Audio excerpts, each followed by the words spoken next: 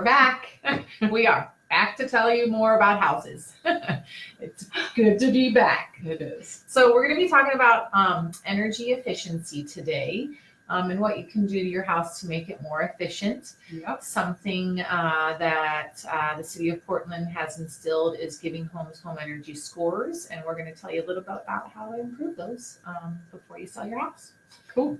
You want to start, Sis? Yeah, the other thing too about energy efficiency that you guys should know is that it's not real clear what to do. It depends a lot on the property and what's been done. But as you all probably know, all of our houses are old.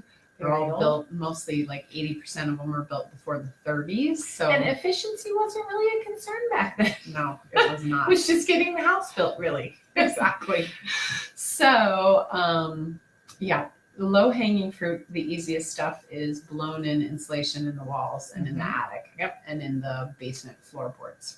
That's big. Yep. And it's cheap. That's the biggest thing. I mean, relative to some of the other things you could do. Especially, and something to consider is if you have wiring and it's going to contend with that, it's going to make it a little bit more complicated. But that's something we can tell you about at another time.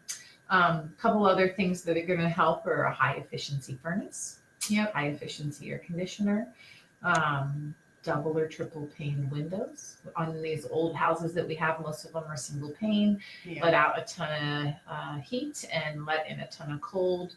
And then, you know, the bigger the house, the higher the ceilings, the more it's going to take to heat it or condition it. So keep that in mind, because the amount of energy you use for a bigger place is obviously going to be more. The other thing too, people talk a lot about water heaters.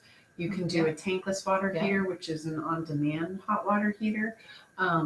They're usually super efficient, ironically, if you have less people in the house. Because if there's only one person living there and they take one shower every 2 days, you do not need to heat 50 gallons of water for those 2 days. Yep. So it can be a pretty significant discount. But if you've got like a family of 4, it's actually not going to be as efficient as you might think. I'm trying to think if there's anything else.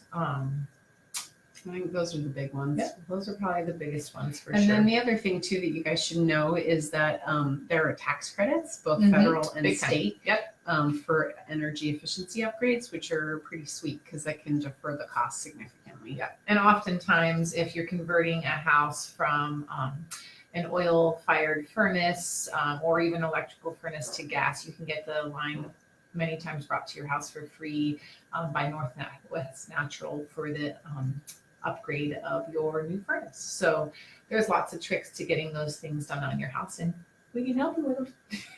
We know a few. We definitely know a few. So keep the questions coming. If you have any more about energy efficiency, we're happy to answer those. And we're here to be your real estate experts. So check out our blog post. It has more details about energy efficiency. And yeah, we're always here to help. Claire, Heather at parisgrouprealty.com. Call us or email us. Have a great day, guys. Take care.